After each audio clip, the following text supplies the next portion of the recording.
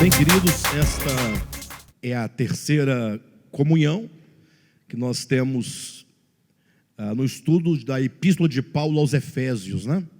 Tivemos duas ministrações, essa é a terceira. Queremos hoje dar continuidade no ponto em que nós paramos na semana passada, ali quando nós demonstramos no capítulo 1 de Efésios, aquela tríplice bênção, né? Pai, Filho e Espírito Santo, empenhados para salvar o homem com bênçãos eternas, bênçãos provenientes da graça de Deus, bênçãos provenientes da misericórdia de Deus a nosso favor. Quando falamos uma tríplice bênção, é porque é dito que o Pai, Ele nos abençoou com bênçãos espirituais, e também o Filho nos abençoou com obras espirituais, e o Espírito Santo, conforme nós encontramos em Efésios capítulo 1. Semana passada começamos a falar acerca das bênçãos oriundas do Pai a nosso favor, que conforme em Efésios capítulo 1, versículos 4 e 5, diz que Deus o Pai nos escolheu em Cristo, antes da fundação do mundo, para sermos santos e irrepreensíveis perante Ele, e em amor nos predestinou para a adoção de filhos.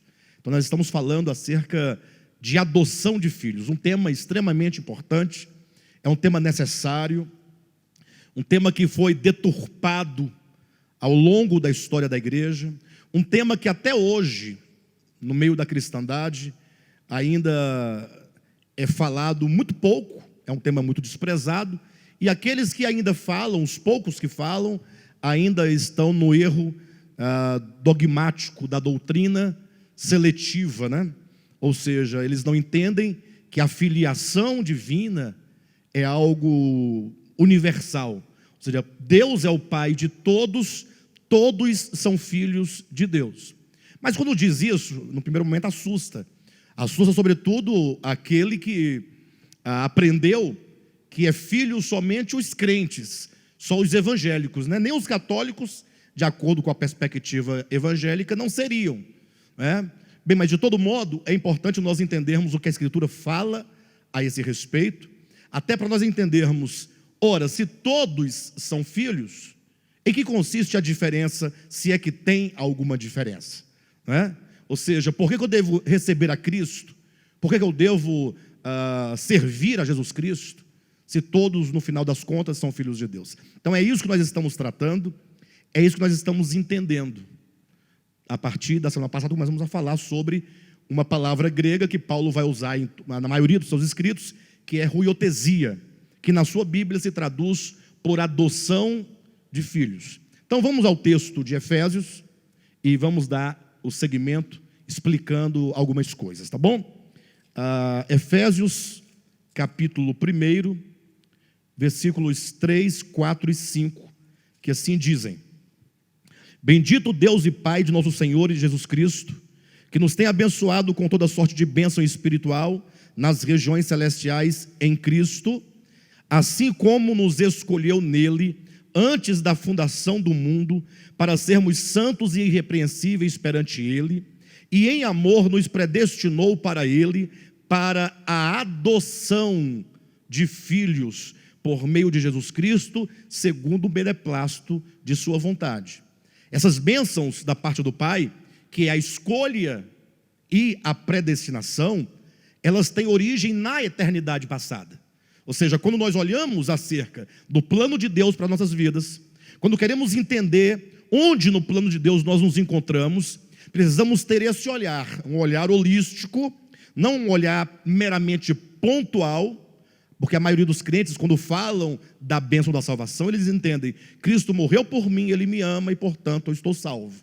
Eles deixam de buscar a origem dessa bênção, como diz o versículo 4, antes da fundação do mundo, o Pai já nos havia amado eletivamente, já havia nos escolhido em amor e nos predestinado. E aqui, portanto, nós temos pelo menos duas razões dois motivos porque Deus nos escolheu, porque Deus nos predestinou. No versículo 4 diz que Ele nos escolheu para sermos santos e irrepreensíveis perante Ele. Então há um propósito na escolha divina a nosso favor, há portanto um propósito no nosso chamamento. Todos os que foram chamados precisam caminhar nessa direção, entender o significado profundo do que seria ser santo e irrepreensível perante Ele. E o versículo 5 diz que também nos predestinou para a adoção de filhos. Então há dois motivos: para sermos santos e irrepreensíveis perante Ele e para a adoção de filhos. Temos que entender essa questão da adoção de filhos, que começamos na semana passada. Vamos então desenvolver, né? Conforme eu disse na última quarta-feira, quando você ouve a expressão adoção de filhos, o que vem à sua cabeça imediatamente? Vem a ideia de um filho de alguém que não é filho biológico, mas que juridicamente ou judicialmente, em razão de uma adoção, não é? Aquela criança, aquela pessoa passa a ser considerada legalmente filho de um pai ou de um suposto pai. Mas seria isso, ou esse o sentido que Paulo quer nos trazer? Então nós estamos lidando com um problema de tradução. Ou seja, quando Paulo escreve, ele usa um termo ruiotesia. Quando chega no português, chega para nós como adoção de filhos. Então é preciso nós buscarmos a etimologia da palavra usada por Paulo, a semântica, o significado, a ideia que Paulo quer transmitir, para nós entendermos exatamente qual é a visão do apóstolo Paulo acerca de um assunto tão sério, de um assunto tão grave. Para isso é que nós buscamos um outro texto, que é Gálatas capítulo 4, que nós começamos a falar na semana passada, um pouquinho antes, algumas folhas antes, que é um texto que elucida essa questão, ou pelo menos que lança os fundamentos, né, para se compreender esse assunto. Então vamos retomar aqui, capítulo 4, vamos ler do versículo 1 ao versículo 7, que diz assim: digo, pois, que durante o tempo em que o herdeiro é menor, em nada difere de escravo, posto que ele é senhor de tudo, mas está sob tutores e curadores até o tempo pré-determinado pelo Pai. Assim também nós, quando éramos menores, estávamos servilmente sujeitos aos rudimentos do mundo. Vindo, porém, à plenitude do tempo, Deus enviou seu Filho, nascido de mulher, nascido sob a lei, para resgatar os que estavam sob a lei, a fim de que recebêssemos a adoção de filhos, a fim de que recebêssemos a ruiotesia. E porque vós sois filhos, enviou Deus ao nosso coração o Espírito de seu Filho que clama, Abba, Pai. De sorte que já não és escravo, porém filho, e sendo filho também herdeiro por Deus. Vejam, queridos, que o apóstolo Paulo, nesta porção, ele começa usando uma metáfora, como que ele dissesse: para você entender o que é ruiotesia, para você entender o que é adoção de filhos, para você entender o que é regeneração, para você entender o que é novo nascimento, porque são todas palavras correspondentes, uma a outra, ou ao mesmo assunto, você precisa olhar para algo que você possa compreender de maneira prática, de modo prático. Aí Paulo, nos versículos 1 e 2, ele apresenta a figura de um filho, de uma criança, de um herdeiro, que sendo este herdeiro menor de idade, embora ele seja senhor de toda a riqueza e de toda a herança do seu pai, embora ele seja um filho herdeiro, ele na posição, porque ele é menor, na menoridade, ele é como se fosse um escravo. O escravo é aquele que não tem direito a nada, está apenas a serviço. Então veja como que clareza o apóstolo Paulo coloca, que durante o tempo em que o herdeiro é menor, em nada difere de escravo, embora o posto que ele é senhor de tudo. Posto que é uma locução que concessiva. O que significa isso? Você pode tirar o posto que e colocar embora. É o mesmo significado. Embora ele seja filho, embora ele seja herdeiro, por causa da menoridade, ele em nada difere de escravo. Entretanto, ele está sob tutores e curadores. Aí vem a expressão, até o tempo pré-determinado pelo pai. Então, ao pai e tem o filho, só que esse filho é menor. E na sua menoridade, sendo ele herdeiro, ele é como se fosse um escravo. Então é preciso que o tempo, que aquela criança, aquele herdeiro, alcance o tempo que foi determinado, para que ele atinja a sua maioridade, e uma vez maior, ele não se torna um filho, mas sendo ele filho, ao atingir a maioridade, ele assume a posição de filho, ou seja, ele agora poderá se apropriar e usufruir da herança. Ele vai poder agora tomar posse da herança que lhe pertence, mas que por causa da posição de menoridade que ele não tinha ainda o acesso, né? Então veja que o apóstolo Paulo não está discutindo aqui os méritos do ser filho, ele está discutindo o mérito da posição que o filho encontra-se. Por isso que ele vai dizer aqui, a partir do versículo 4, que vindo porém a plenitude do tempo, Deus envia o seu filho, que é Jesus Cristo, nascido de mulher, nascido sob a lei, para resgatar os que estavam sob a lei. A lei aqui enquanto tutor, enquanto aio, enquanto elemento que protegia o menor de idade, que dava ali o mínimo de proteção, até que ele crescesse, e agora pudesse viver pela sua consciência madura, pela sua consciência de maturidade, pela sua consciência de maioridade, ele pudesse agora tomar conta da sua vida e tomar posse dessa riqueza. Então Paulo diz que, semelhantemente todos nós, humanidade, também vivemos numa época de menoridade. A humanidade viveu num tempo. Até quando que a humanidade era menor de idade? Vindo, porém, a plenitude do tempo. Deus enviou seu filho, nascido de mulher, nascido sob a lei, para nos tirar do aio da lei, a fim de que recebêssemos o quê? A adoção de filhos. Ou seja, enquanto o homem está sob a lei, ele, embora filho, ele em nada difere de escravo. Ou seja, a condição dos homens antes de Cristo era como de escravo. Embora filhos, em nada diferia de escravo. Veio a plenitude do tempo, Deus envia seu filho, nascido de mulher, nascido sob a lei, para resgatar aqueles que estavam sob a lei, para que agora estes recebam a posição de filhos. Ruiotesia é um termo jurídico, é um termo forense do direito romano, que implica o estado de maioridade de um legítimo filho herdeiro. Ou seja, quando o filho fica maduro, ele ganha essa posição, essa ruiotesia. E eu sei que quando a gente afirma tal coisa, logo muita gente começa a achar que nós estamos criando uma nova doutrina, que nós estamos agora mudando o pensamento. Mas observa que essa afirmação que eu acabei de fazer, ela se encontra aí, no texto de Gálatas. Olha agora no versículo 6. Paulo explica: e enviou Deus ao nosso coração o Espírito de seu Filho que clama Abba Pai. E esse é o ponto crucial que devemos nós entender. E, vírgula, enviou Deus ao nosso coração o Espírito de seu Filho que clama Abba Pai. Faltou alguma coisa aí na sua Bíblia? Faltou o quê? Faltou uma oração explicativa, né?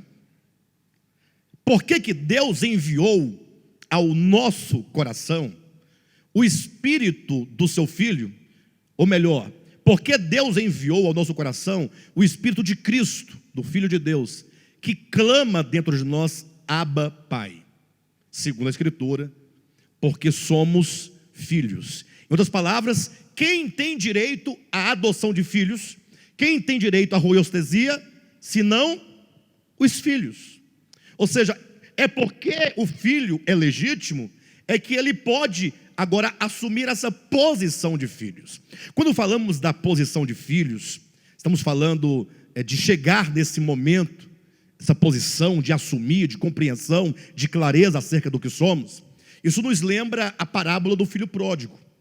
Deus, ou melhor, Jesus, querendo ali ensinar para os judeus acerca da salvação, querendo ensinar acerca desse momento em que a pessoa recebe a ruiostesia, em que a pessoa recebe a adoção de filhos, querendo ensinar Jesus quando a pessoa nasce de novo, que é o novo nascimento, a regeneração. Ele então conta uma parábola, que é a parábola do filho pródigo.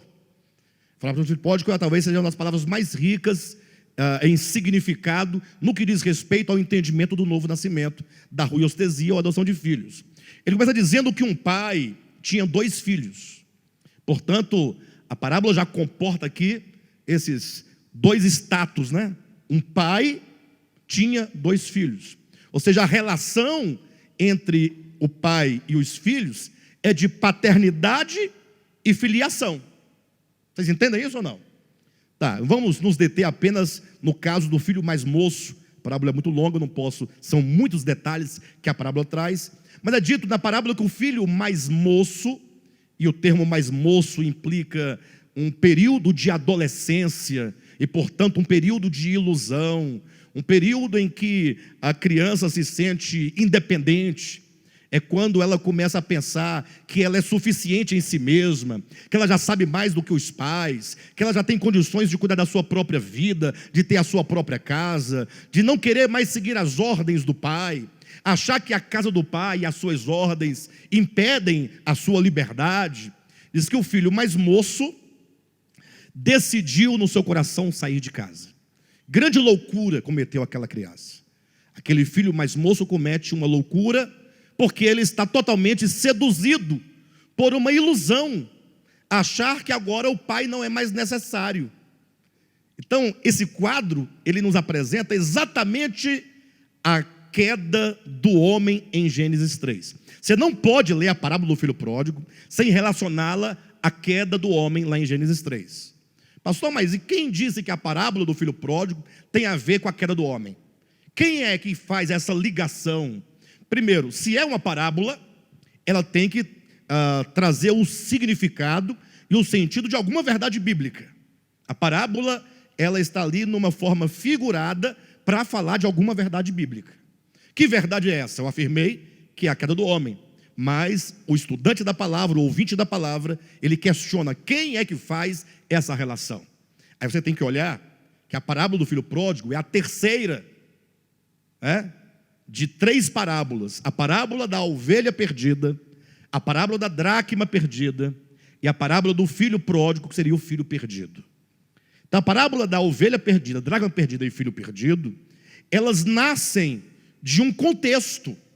Ou seja, quando Cristo contou essas parábolas, ele contou para responder a um problema, para trazer uma solução a um questionamento. Lucas capítulo 15, versículo 1 e versículo 2, diz que os líderes da religião judaica, escribas e fariseus, murmuravam contra Cristo, dizendo que ele comia com os pecadores, com os publicanos, com os samaritanos, com as prostitutas. Então imagine vocês que a liderança da religião judaica do tempo de Cristo achava que se Cristo fosse de fato o Messias, não deveria ele estar misturado com pessoas pecadoras.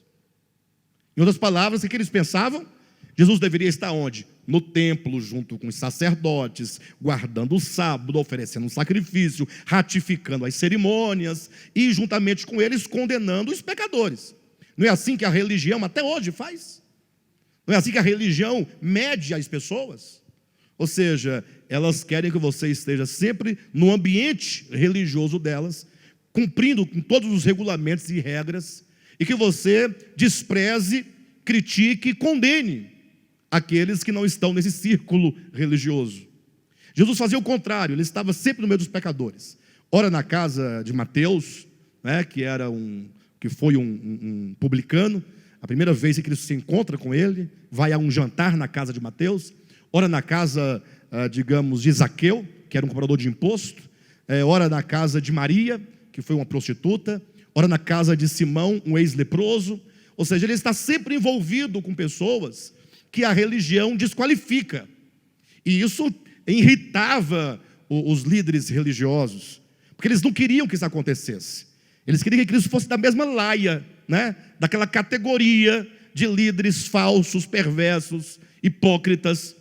Jesus falou assim: olha, eu vou explicar para vocês por que eu estou no meio dos pecadores. Aí ele vai contar então a parábola da ovelha perdida, da dracma perdida e do filho perdido, sempre encerrando com um mote, com um refrão: a festa no céu, quando um pecador se arrepende. Ele é o bom pastor que veio buscar a ovelha perdida. Ou seja, se ele veio buscar a ovelha que se perdeu, não está falando que ele veio buscar o homem que se perdeu lá no Éden, em Gênesis capítulo 3? Então não está vinculada a obra dele, a explicação do que ele veio fazer, que é buscar a ovelha que se perdeu, não é resgatar aquele homem que caiu lá no Éden? Então veja que as parábolas nascem desse contexto: o homem que caiu e que carece de um pastor para salvá-lo, o homem que perdeu os seus valores e é preciso que alguém acenda uma candeia para que se encontre a dracma perdida, os valores perdidos. Ou seja, aquele filho que se perdeu lá no Éden, que se distanciou da casa do pai, ele tem que retornar à casa do pai, como o filho pródigo retornou à casa do pai. Então essas parábolas falam da queda do homem e da obra do Pai, Filho e Espírito Santo, que é o pastor, a mulher que acende a candeia, e o pai que recebe o filho. É o Deus Trino na sua obra de salvação daquele que se perdeu originalmente. Então o filho mais moço que saiu de casa e foi para uma terra distante e chegou a um nível de miséria muito grande, representa o homem, é a humanidade. Esse que se perdeu, deixou a casa do pai. Entenda casa não enquanto um lugar geográfico. Infelizmente, até hoje, nós estamos no século 21 e as pessoas, sobretudo os crentes, estão sempre pensando na casa de Deus enquanto um prédio, enquanto um templo físico feito por mãos humanas, enquanto uma capela, né? O que eles chamam de igreja, inclusive. O fato é que casa do Pai, ou habitação do Pai, implica relacionamento e comunhão. Sair da casa do Pai é deixar o relacionamento e a comunhão com o Pai. É passar a viver por si mesmo e para si mesmo. E sempre que o homem passa a viver por si e para si mesmo, ele certamente vai chegar em profundas misérias. Ele vai provar e experimentar a miséria, que é a consequência natural, é a consequência fatal de todo o afastamento do homem de Deus. Então aquela terra distante não implica também uma geografia, mas é a distância que se operou no coração do homem, que agora vive alheio à vida de Deus. Agora ele é ignorante e obscurecido no seu coração, vivendo para si mesmo, na sua arrogância, na sua ilusão. Basicamente o que diz Jeremias, né?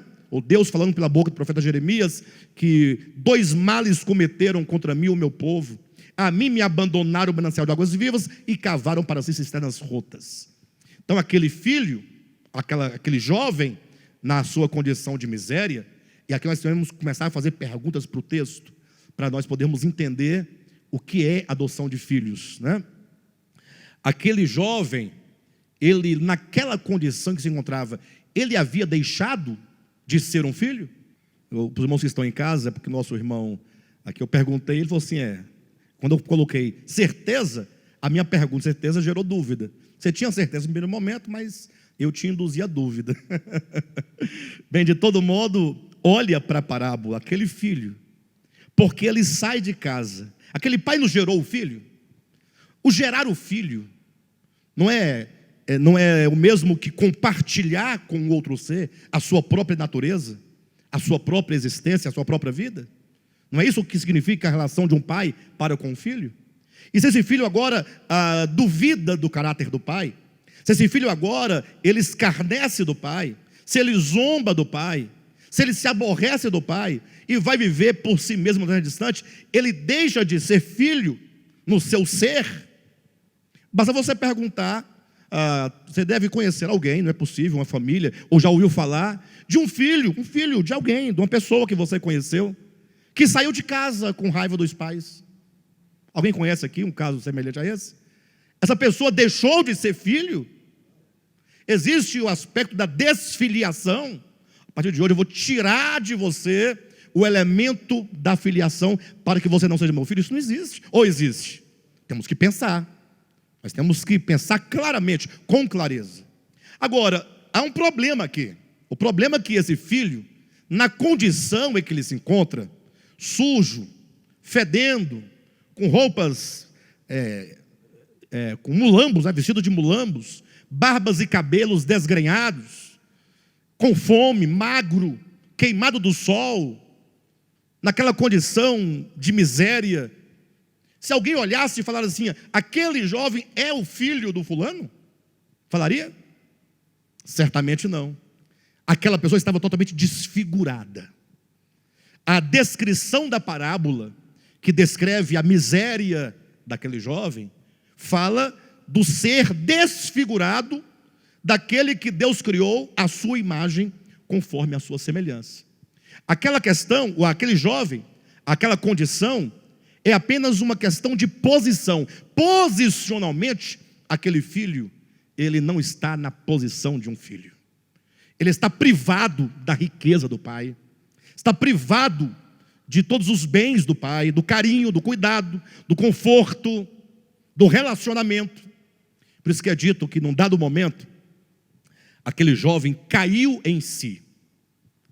Quando ele caiu em si, e o texto é claro, diz, caindo em si, disse ele consigo mesmo, na casa do meu pai há pão com fartura. Então vamos com calma.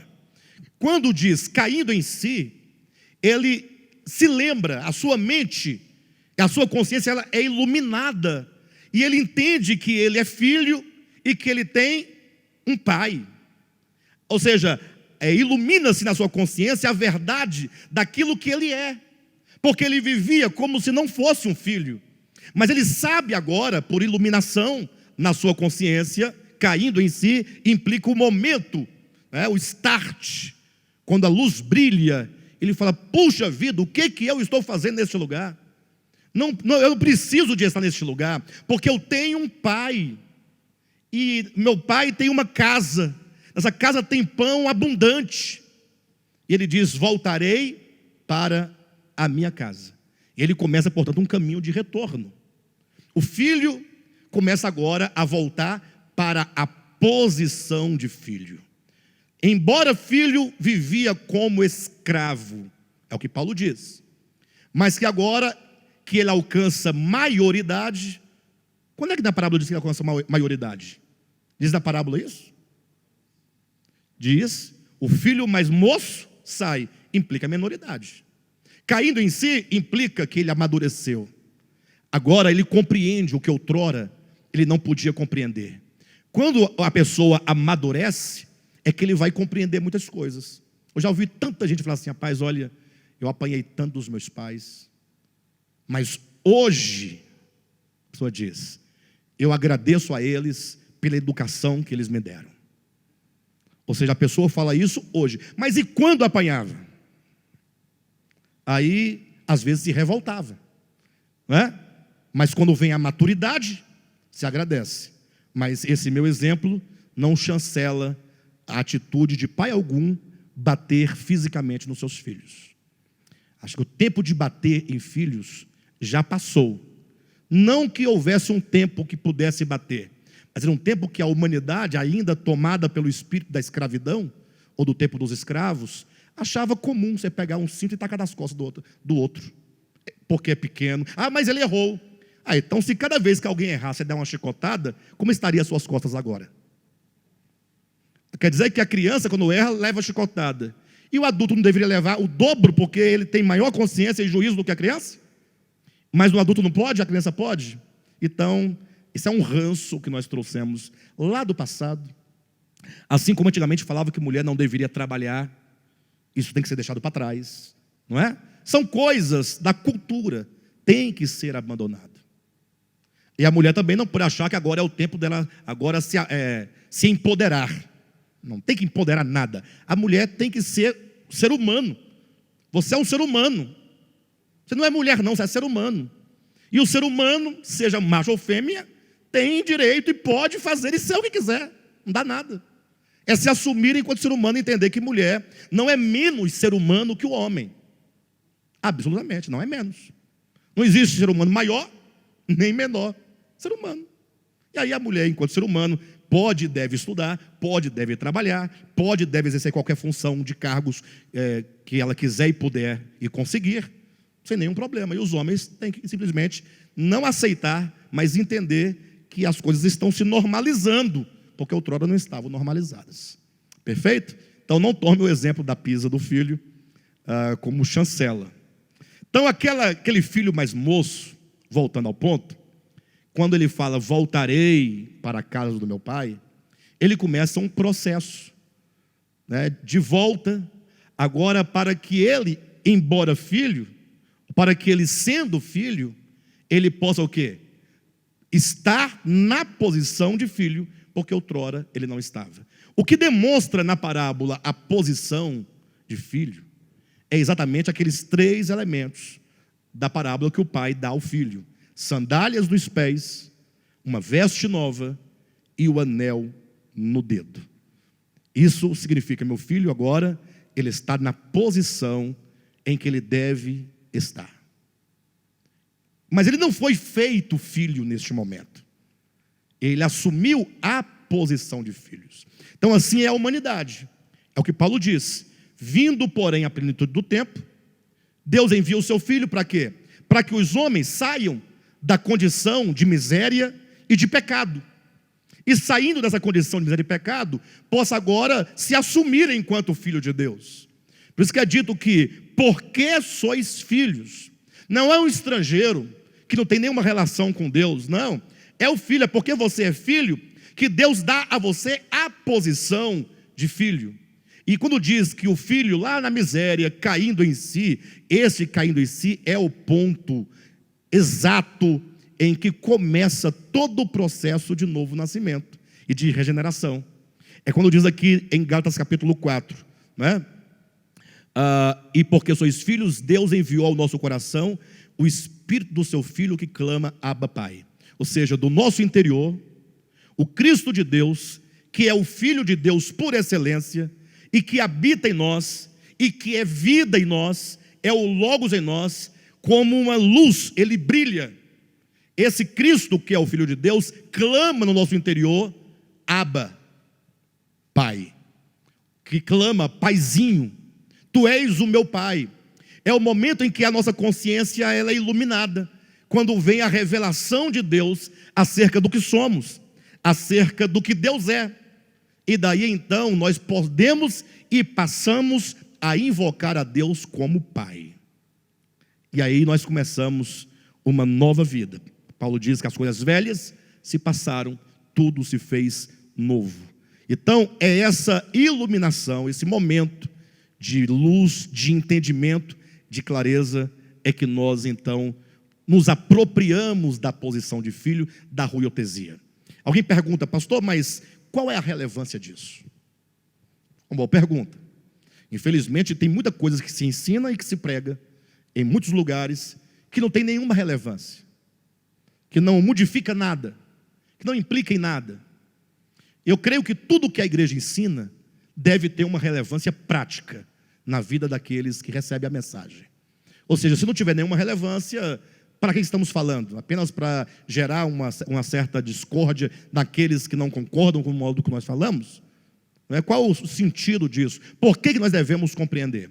Porque quando você compreende essa verdade tão maravilhosa, a verdade da paternidade universal de Deus para com todos os homens, e a verdade da filiação de todos os homens em relação a Deus, você agora já não olha mais para o outro, para o diferente de você, com aquele olhar de religioso, com aquele olhar faccioso, como fala assim, não, eu sou filho de Deus, o Vitor não é filho de Deus.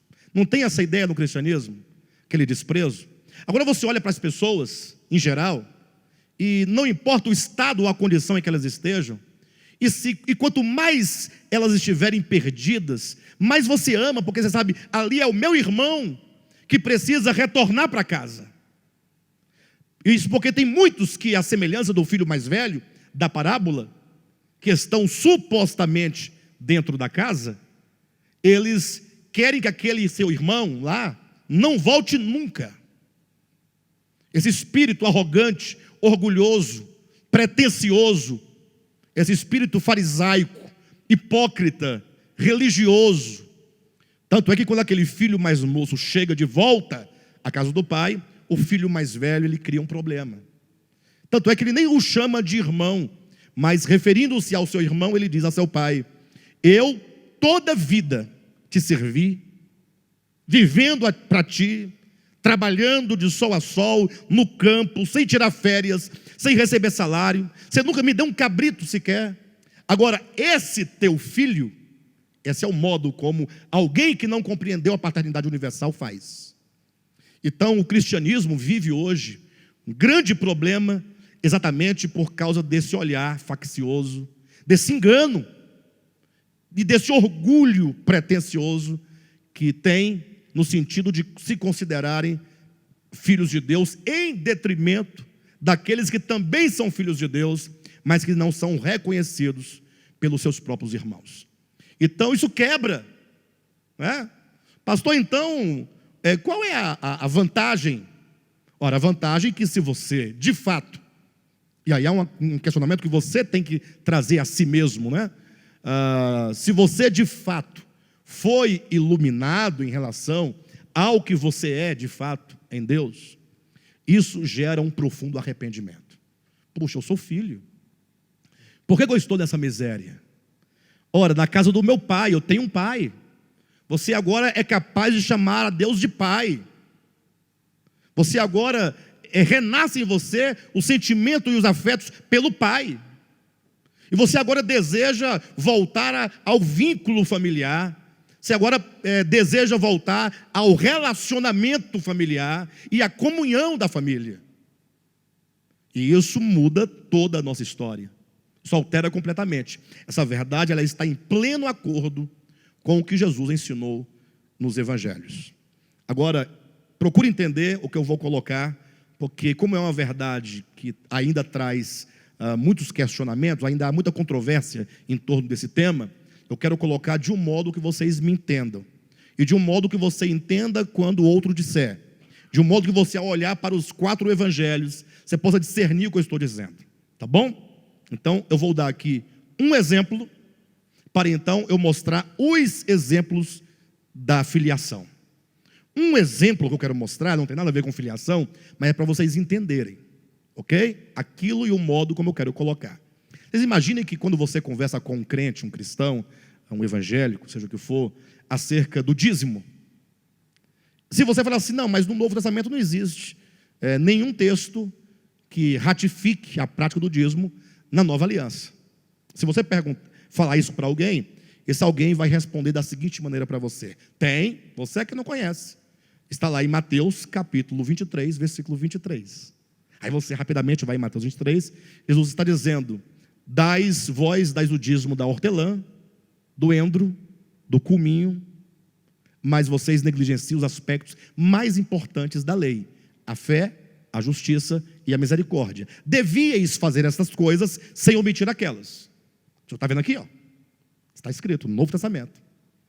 Aí é o momento que, se você tem a compreensão do que é o Novo Testamento e os momentos em que as coisas acontecem, você vai falar assim para a pessoa: veja, o Novo Testamento, ele só existe, ele só acontece, ele só nasce e se instaura enquanto fundamento no qual e pelo qual viver, a partir da morte de Cristo.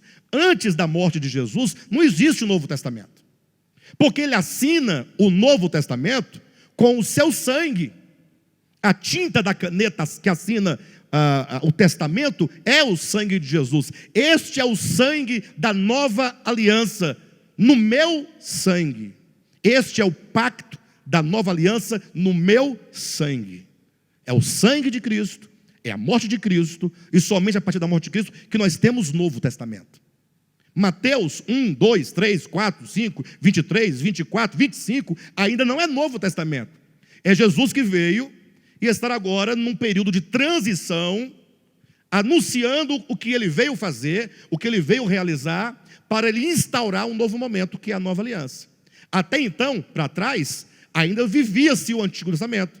A prova é quando Cristo curou o leproso e disse a ele: vá ao templo, procure os sacerdotes no templo e ofereça os sacrifícios conforme a lei. Ele está ratificando e nos ordenando, a mim e a vocês, a prática de sacrifício de animais? Não, ele está indo naquele templo. É assim que acontece até então. Depois da minha morte não haverá mais sacrifício de cordeiro, porque eu terei sido o cordeiro definitivo que morreu pelos pecados da humanidade. Mas até então, vá lá e realize daquele modo. Quando Cristo diz acerca do dízimo para os fariseus e escribas, ele está dizendo: ó, vocês vivem dentro desse sistema. Vocês devem sim cumprir com essas coisas, mas não devem negligenciar o quê?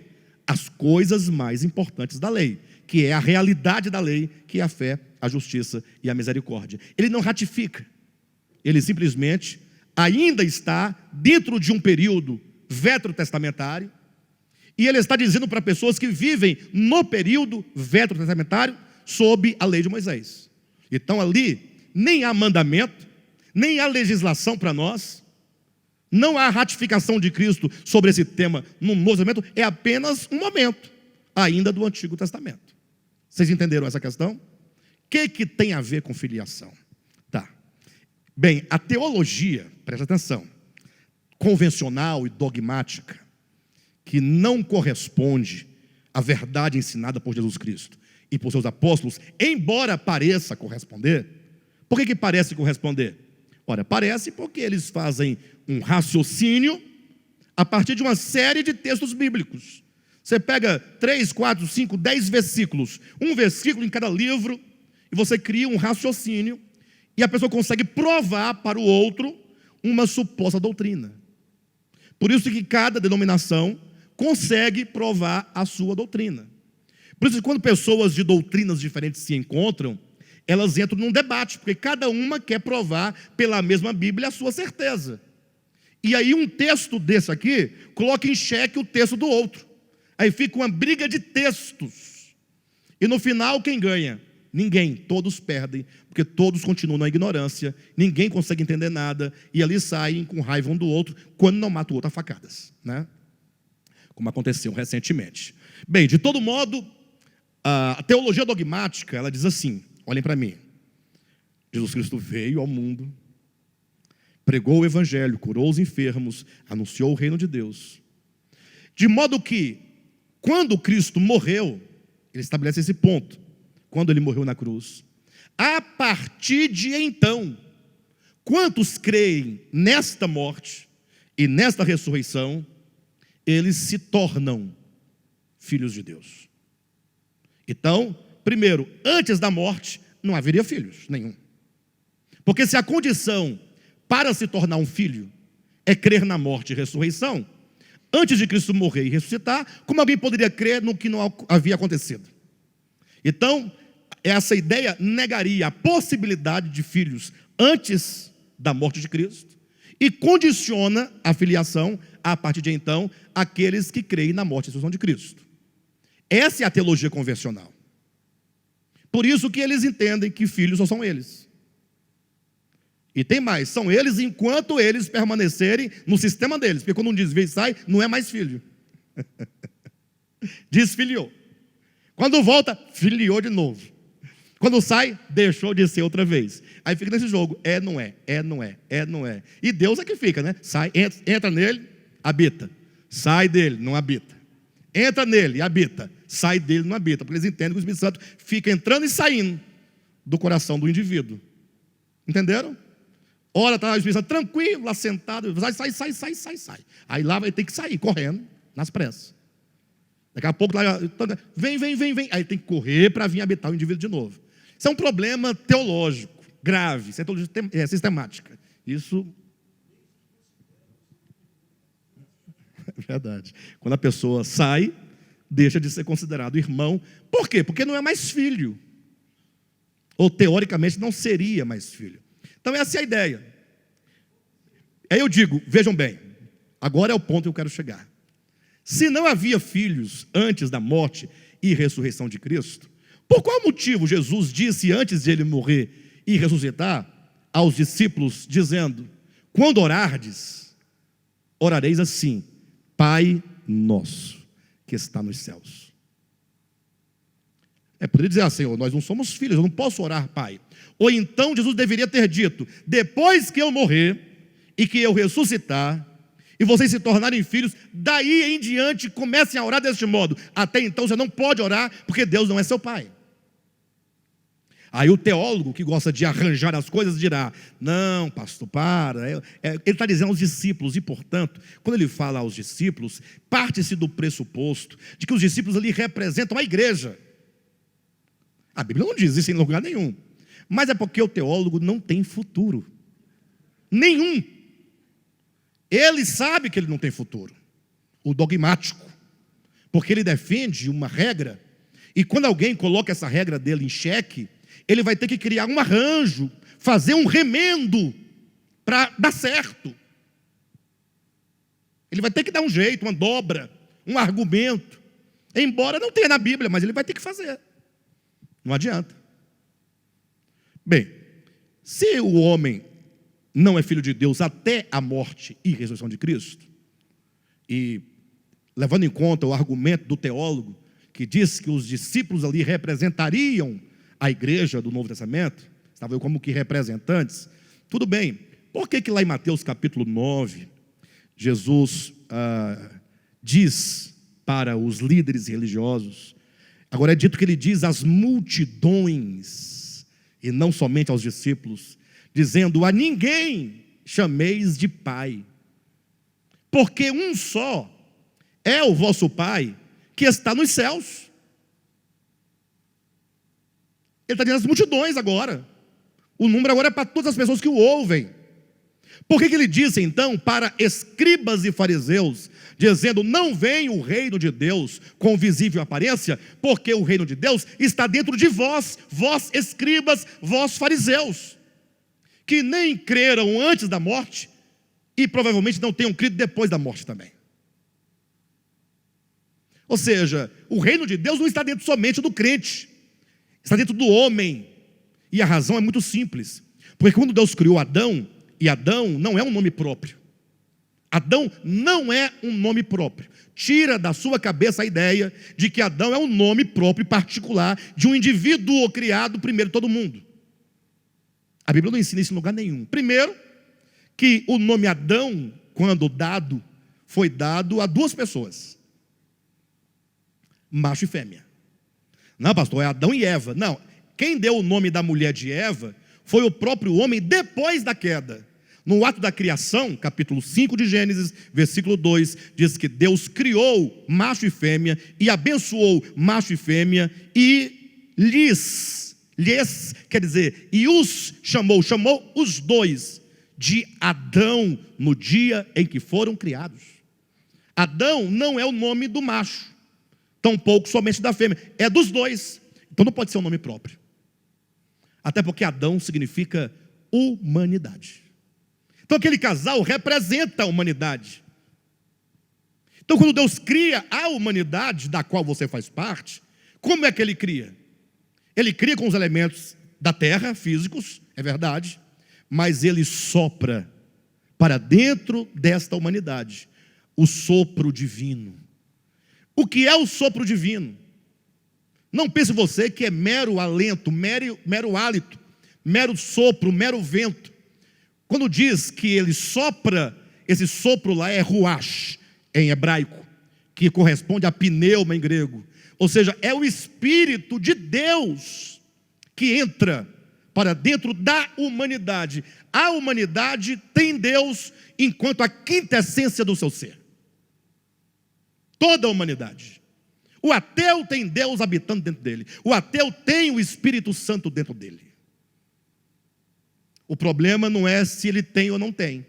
O fato é que ele ignora a presença e a imanência de Deus nele. Não caiu em si ainda. Veja Efésios capítulo 4, versículo 17. Isto, portanto, digo, e no Senhor testifico. Isto, portanto, digo, e no Senhor testifico, que não mais andeis como também andam os gentios. Olhem para mim, entenda ponto a ponto. O que Paulo está dizendo? Primeiro, há um desejo de Deus para a vida de cada um de vocês, que vocês não mais andem como andam os gentios. Ou seja, os gentios andam de um modo, certo? Esse é o primeiro pressuposto. E vocês, igreja, não devem andar conforme eles andam. Esse é o primeiro pressuposto. Você consegue ver isso na sua Bíblia? Não mais andeis como andam os gentios. É um desejo divino. A igreja não deve andar como andam os gentios. Esse é o primeiro pressuposto. Segundo pressuposto, nós, igreja, no passado, já andamos como os gentios hoje andam. Onde diz isso? Quando ele diz, não mais andeis. Nós andávamos, não devemos mais fazer o que outrora fazíamos. Esse é o segundo pressuposto.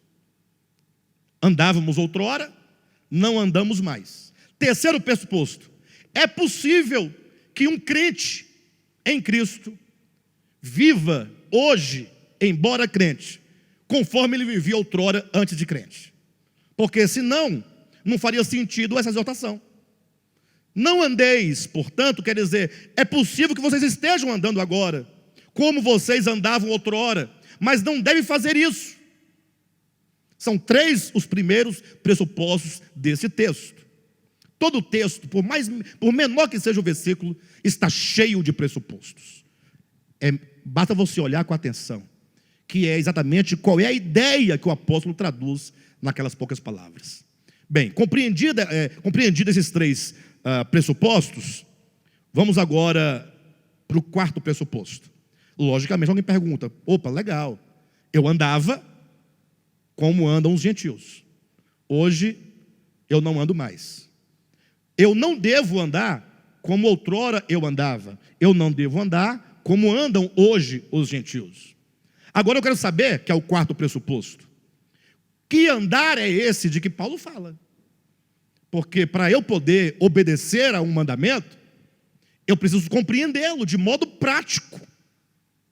Ou seja, como é esse andar dos gentios? Eles andam nas boates, eu não devo andar, é isso que está dizendo? Eles andam no cinema, não devo andar no cinema, assistir o filme do Coringa. É isso? Nada a ver. O que diz o texto? Isto digo, e no Senhor testifico, que não mais andeis como também andam os gentios, vírgula, na vaidade dos próprios pensamentos. Então eles andam na vaidade dos próprios pensamentos. Ou seja, onde ocorre o problema do gentio? Olha para mim, pessoal. Não mais andeis como andam os gentios. Onde acontece o problema do gentio?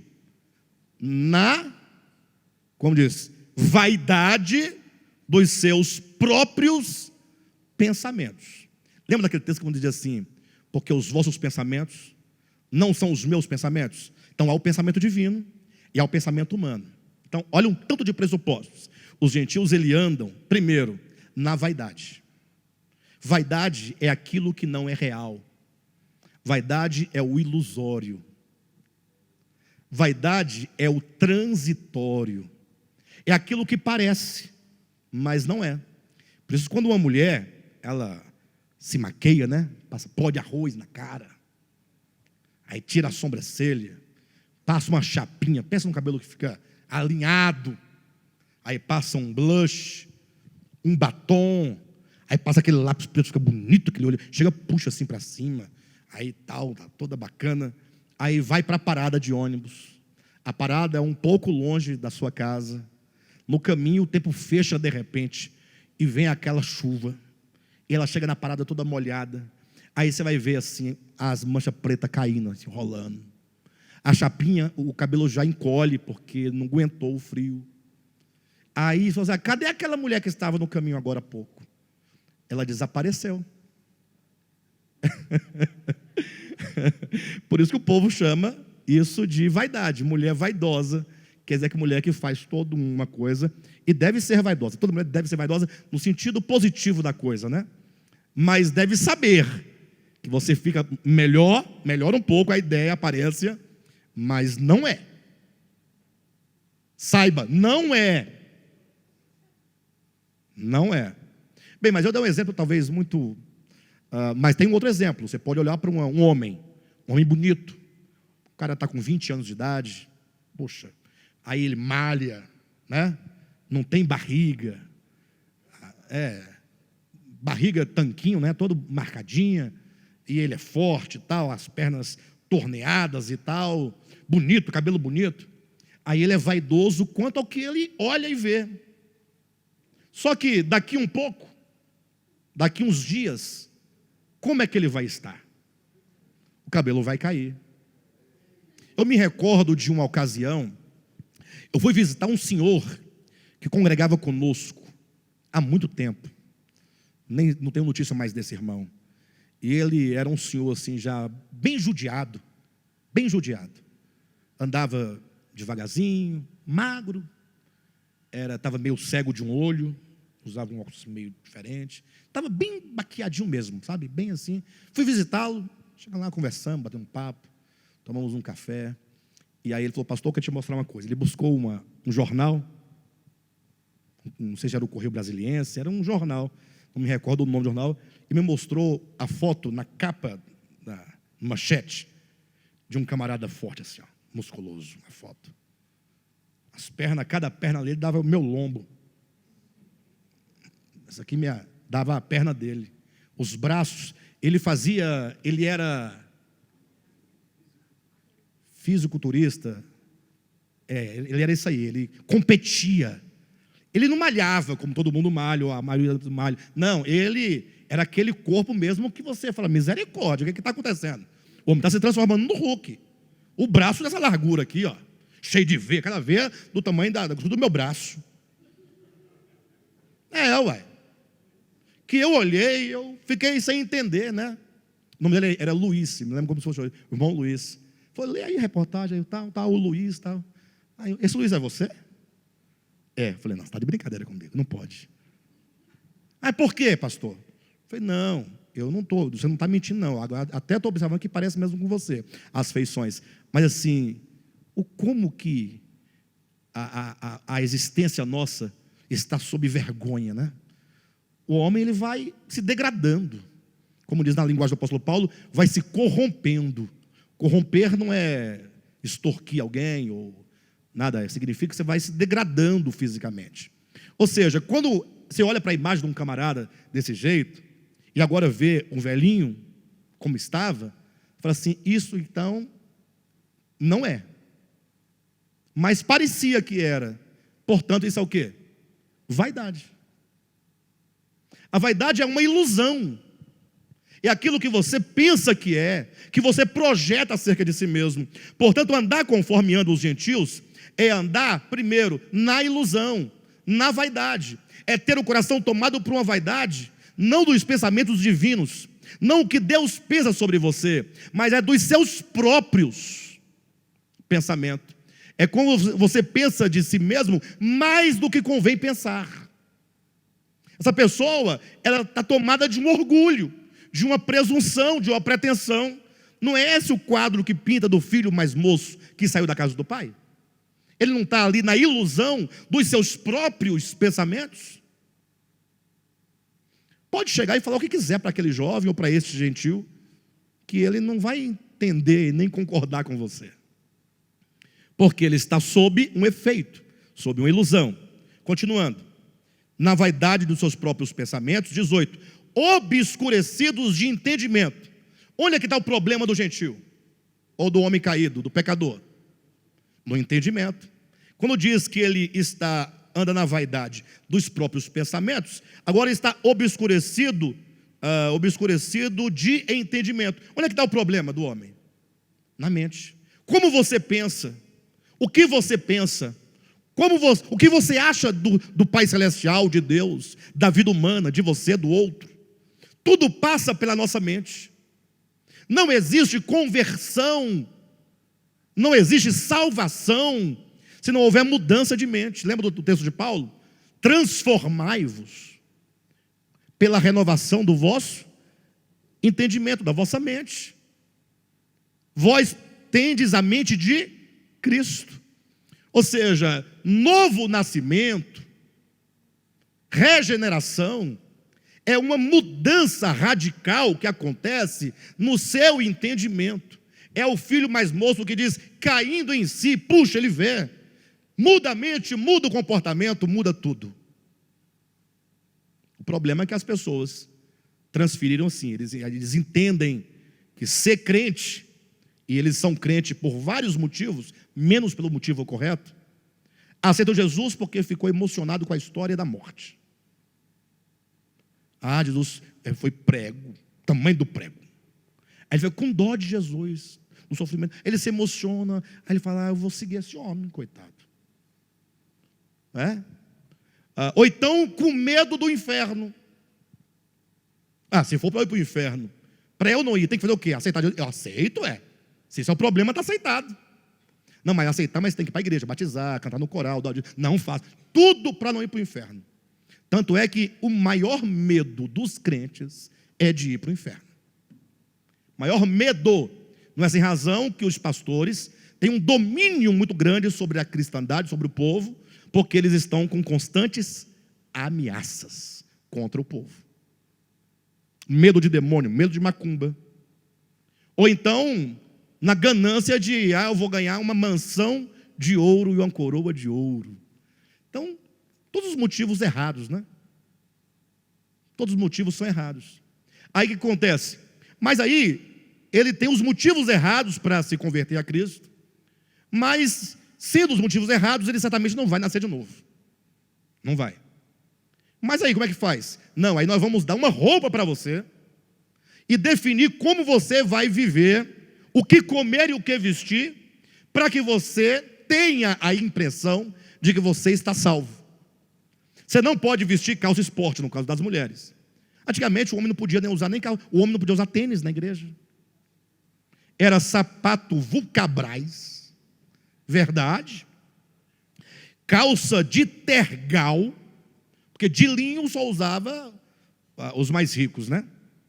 Os ricos usavam aquele de linho com aquela ombreira. Você tem 30, 40 anos. Mas aí o pobre, que era meu caso, era calça social de tergal. Aí não podia ir a um cinema, não podia ir a um clube, não podia ir à praia. Isso é que define o crente. E a mente, como é que está? Renovada? Crente tem mente renovada? Me mostra um crente de mente renovada. Está feito o desafio. Pastor, lógico que deve ter muito. Deve ter meia dúzia de pessoas que entenderam o Evangelho, que não encontraram um lugar melhor para estar e estão ali. Mas, no geral, não pode haver mente renovada onde existe inimizade. O pastor é inimigo, a mulher do pastor é inimiga da mulher do vice-pastor. Elas disputam entre elas, porque a mulher do vice-pastor acha que o vice-pastor tinha que ser o pastor principal. Isso acontece, pessoal? A presidente da CIB não gosta da outra, que foi presidente no ano passado, porque no ano que vem a outra vai voltar e pode tomar meu lugar. Eu já vi isso demais. Eu vi de perto, tudo sem imaginar. É o cara que vai para a igreja e fica olhando para a roupa do outro. Essa semana tinha uma pessoa comentando, lá nos comentários do chat, comentando, como é que pode na igreja uma pessoa com uma roupa dessa? Aí me falaram depois eu chego em casa, eu vou assistir a mensagem, eu vejo todo o chat, né? Fica ali passando, depois. Eu falei, eu queria responder, mas não tinha como mais fazer, já estava fechado. Eu falei assim, será que o problema é a roupa da irmã? Ou o problema são os seus olhos? Porque eu estou no mesmo lugar que você e nem tinha observado. Ou melhor, eu estou mais próximo e não estou vendo. Estou presencial e não estou percebendo. E você, de longe, com uma câmera, a imagem até é ruim da sua casa. E você está vendo a roupa da irmã? Não são os seus olhos, não. Porque quando a pessoa tem um olho mau, pode colocar uma burca. Na verdade, quanto mais roupa, melhor para você imaginar. Entende? E isso não justifica nem chancela que a mulher se vista de qualquer modo. Não. Agora imagina Jesus, né? Andando no meio das prostitutas, falando, mas não tem condições de pregar aqui. Jesus, vocês não podem se vestir assim. Um recado para vocês aí, caso vocês estejam me assistindo. Cada um se veste conforme já foi trabalhado por Deus. Entenda isso. Logicamente, a sensualidade é algo da carne. É verdade. Agora, não significa que quando alguém chamou de sensual, volta, corta, abre e fecha. Não significa que quando alguém chama o outro de sensual, seja de fato. Porque o sensual pode estar nos seus olhos. Não implica que o outro não tenha crescimento. Talvez a falta de crescimento seja em você e não no outro. Ou seja, nós não podemos usar nenhuma medida subjetiva para medir o outro. Absolutamente. Temos que apenas amar as pessoas. E se você ama tanto e você acha que alguém exagera, poxa, ora por ela em primeiro plano, no segundo, abraça, no terceiro, se aproxima, aconselha e não fique com raiva se a pessoa não te ouvir. Porque não vale você estar com tanta espiritualidade, querendo mudar a roupa do outro, e se o outro não te atende, você fica com raiva da pessoa. Eu conheci um irmão que falava assim, irmãos, nós temos que orar. Venha para a oração. Aí os irmãos não iam, ele ficava com raiva, porque os irmãos não iam na oração. O único que não deveria ficar com raiva era ele, porque ele estava orando. Os outros não estavam orando, tudo bem, mas quem está orando está com raiva de quem não está orando? Qual é o efeito dessa oração na sua vida? Não é estranho. Mas temos que parar e entender. Mentes renovadas e transformadas, que é o novo nascimento, não pode estar cheia de inimizade, cheia de porfia, contenda, inveja, tantos pecados de que a igreja não faz menção absolutamente. Então, o problema do gentil enquanto sinônimo daquele que ainda não foi despertado na sua consciência para voltar à casa do Pai, ele acontece na mente. Acontece dentro do homem, nada acontece fora do homem. Jesus disse isso, poxa. Até quando vamos ficar olhando para cima, esperando vir um espírito de fora para dentro? Não existe isso. Mas a Bíblia diz que Deus enviaria seu espírito. É para você entender, a questão de tempo e espaço está para o homem, não para Deus. Deus não se move. E nem poderia se mover. Mas como assim Deus não se move? Ele é paralítico, tetraplégico? O que ele é? Não. Observa. É porque o movimento está para dois pontos distantes entre si. É a relação, ou melhor, o movimento é o espaço percorrido entre dois pontos. Então eu estou aqui agora. Se eu quiser abraçar o Vitor, eu tenho que me deslocar até lá. Sabe por quê? Olha a tautologia, mas a lógica. Porque eu não estou lá. E se eu estivesse lá, precisaria me mover? Deus, Ele está em que lugar? Ele está aqui? Ele está também nas estrelas? Na minha casa? Na sua casa? Tem algum lugar onde Ele não esteja? Quais são os três grandes atributos que a igreja confessou e a Bíblia confere isso a Deus em todo o tempo? Onisciência, onipotência e onipresença. A igreja prega isso todo dia, mas na hora não concorda, acha que ele vai ter que vir de lá para cá. Dizer que o Espírito tem que vir é dizer que ele não está. Dizer que ele não está é negar a onipresença. Isso é lógico. Pastor, mas sei não. A pessoa está com o coração endurecido, ela não quer entender. Eu vou mostrar para vocês o que é uma linguagem que nós chamamos de linguagem antropomórfica. Não é porque a Bíblia diz que é desse jeito. Ela usa uma linguagem porque a linguagem é para você, homem, compreender. Mas Deus não precisa disso. Só para vocês terem uma ideia parcial do que eu estou dizendo. Não desmarque Efésios, porque hoje o estúdio vai até meia-noite. Mas vamos abrir lá em Gênesis capítulo 18. versículo 20. Olha só como é apenas uma linguagem. Se você achar que é desse modo mesmo, irmão, você vai ter que voltar para a idade da pedra. Não é boa. Vou ver aqui. Disse mais o Senhor. Quem foi que disse? O Senhor. O que ele disse? Com efeito, o clamor de Sodoma e Gomorra tem se multiplicado, e o seu pecado se tem agravado muito. Até aí tudo bem. Descerei. Então ele está lá em cima. Ele fala, vou descer lá. Começou daí. Por que ele tem que descer? Se eu ler o texto no seu sentido literal, ele não estava aqui. Então eu não posso chamá-lo de onipresente. Eu não posso falar como disse Davi no Salmo 139, Senhor, para onde eu fugirei do teu espírito? Porque se eu subir na mais alta montanha, lá tu estás. Se eu descer ao mais profundo do abismo, lá eu te encontro, porque tu me cercas por detrás e por diante, eu estou totalmente absorvido em ti. Tu és o Espírito eterno, no qual todos se movem, todos existem, todos vivem. Agora, lembrando de Paulo em Atos 17. Mas aqui no texto, ele disse, descerei. O que mais que ele faria? E verei. Então ele não estava vendo. Eu vou ter que ir lá para poder ver. Nem é onipresente, nem é onisciente. Ou não seria, né? Se você ler literalmente. Descerei e verei. Se, ele tem dúvida. Se, de fato, o que tem praticado corresponde a esse clamor que é vindo até mim. Então, vou saber se está certo, se é isso mesmo. Porque vai que não é desse modo. Vai que a notícia que Miguel ou Gabriel trouxe para mim não corresponde aos fatos. Então eu vou lá e vou verificar. E aí ele diz para fechar. E se assim não for,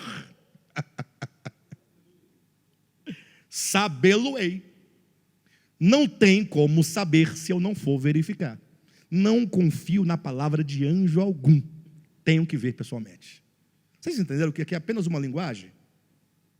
E também é um texto rudimentar lá de Moisés. Lá atrás.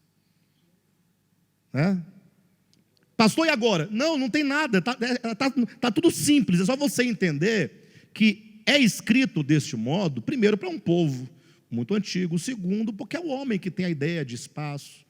Então, quando diz enviarei, fala apenas da obra que acontece dentro do homem. Nada acontece fora do homem. Até porque há dois textos que, se colocados lado a lado, isso torna isso para nós muito claros. Quando diz, o reino de Deus está dentro de vós. É o aspecto positivo. Onde é que está o reino? Dentro do homem. O segundo texto, nada há fora do homem que entrando nele possa contaminá-lo. Porque é de dentro do coração que procedem os maus desígnios. Tanto o mal quanto o bem não são coisas externas, mas são condições dentro do homem. O reino de Deus, algo real, orgânico dentro do homem. E as coisas pecaminosas é o estado de ilusão que acontece também dentro do homem. Por isso que tudo passa pela mente do homem, tudo passa pela consciência do homem, tudo passa pelo entendimento do homem. Razão porque em Efésios diz que esses gentios andam na vaidade dos próprios pensamentos, obscurecidos de entendimento. Como mais? Eles andam alheios à vida de Deus. Ou seja, eles andam como se não tivessem a vida de Deus tendo. Eles andam alheios, mas não alheios porque eles não tinham a vida de Deus. Diz o texto, andam alheios à vida de Deus por causa, novamente, da ignorância. Como é que diz? Por causa da ignorância em que vivem pela dureza do seu coração. Essa é a realidade. Ou seja, é preciso que este indivíduo seja despertado para o fato de que o reino de Deus está dentro dele, para o fato de que Deus, ao criar o homem, soprou-lhe nas narinas o Espírito de Deus, que é a vida dentro do homem. E para a gente poder encerrar, vamos ler um último texto, que está no livro de Isaías, capítulo 42. 42, 5. Diz assim: assim diz Deus, o Senhor, que criou os céus e os estendeu, formou a terra e tudo quanto produz, que dá fôlego de vida ao povo que nela está, e o Espírito aos que andam nela. Quantos têm o Espírito? Todos os que andam sobre a terra. É esse Espírito que torna as pessoas filhas de Deus. Pastor, mas na minha Bíblia a palavra Espírito está com E minúsculo, vamos dizer. E portanto deve ser o Espírito do homem. O problema é que o Espírito do homem não é o Espírito. O Espírito é definido no singular. E sabem quem é o Espírito? Está lá em 1 Coríntios, ou melhor, 2 Coríntios, capítulo 3, versículo 17. Quando diz: ora, o Senhor é o Espírito. E onde está o Espírito do Senhor, aí a liberdade. Portanto, quando falamos em posição de filhos, ou melhor, quando falamos em ruiotesia, quando na sua Bíblia você encontrar as expressões adoção de filhos, entenda exatamente não o ser filho, mas a posição de filho. É basicamente o que você vai encontrar também em Romanos capítulo 8. São outros lugares que aparece a expressão adoção de filhos. Capítulo 8, versículo 15. Porque não recebestes o espírito de escravidão, para viverdes outra vez atemorizados, mas recebestes o espírito de adoção, baseados no qual clamamos, Abba, Pai. Novamente a ideia é a ideia de escravidão e a ideia de filhos. Versículo 23 do mesmo capítulo: e não somente ela, mas também nós que temos as primícias do Espírito, igualmente gememos em nosso íntimo, aguardando a adoção de filhos, vírgula, a redenção do nosso corpo. E aqui fica muito mais claro, quando diz que não somente a criação, mas também nós que temos as primícias do Espírito. Ou seja, o Espírito que nós temos habitando em nós, é ainda para nós primícias. É apenas aquilo que nós podemos parcialmente provar dele.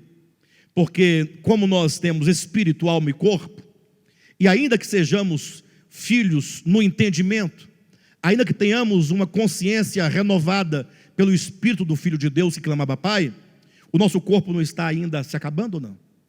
Então entenda que o homem integral, o que inclui o seu corpo, ele aguarda que ele seja plenamente trabalhado, que esse meu corpo também ocupe a posição de filho, porque Deus não criou o homem para morrer, para sofrer dores, para ter o corpo que se deteriora, que se corrompe, que se acaba. Então a própria velhice e degradação do nosso corpo são traços da terra distante para a qual o homem foi. Então aqui diz que nós que temos as primícias do Espírito, também gememos aguardando a adoção de filhos, aguardando a ruiotesia, sendo nós filhos e tendo tal posição na nossa mente e coração, o corpo ainda tem que atingir esta posição, esse estágio que ele chama a redenção do nosso corpo. Agora entenda que Paulo coloca em paridade e em igualdade a adoção de filhos, vírgula, a redenção do nosso corpo. Redenção do corpo é o mesmo que a adoção de filhos neste contexto. Ou seja, o nosso corpo também tem que gozar da posição e do lugar e das glórias da vida nova na pessoa de Cristo Jesus. Tá bom?